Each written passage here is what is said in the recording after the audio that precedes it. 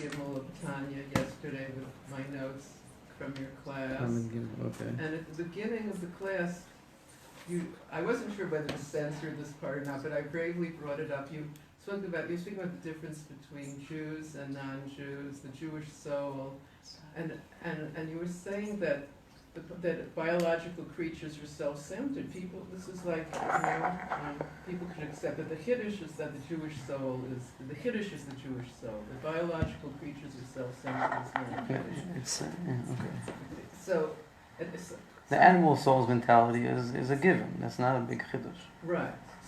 So that, you wouldn't think that, I thought I was going to get away easy with that. But then one woman brought up the famous story of the Cossacks looking for the horse, and the horse would go back in. You know the story of the Cossacks.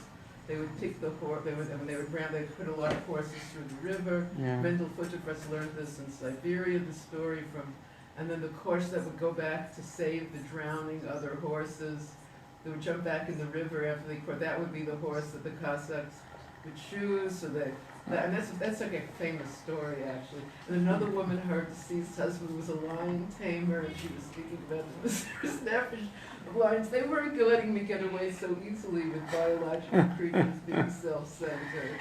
First of all, human beings are more self-centered than other biological creatures.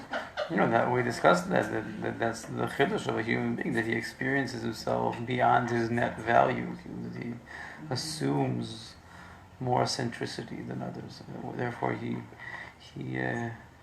wrecks the harmonic equilibrium of nature. We spoke about that recently when we discussed how there's like a conscience, like a collective conscience about being human and destroying the planet or whatever. How our presence is a protrusion more than others.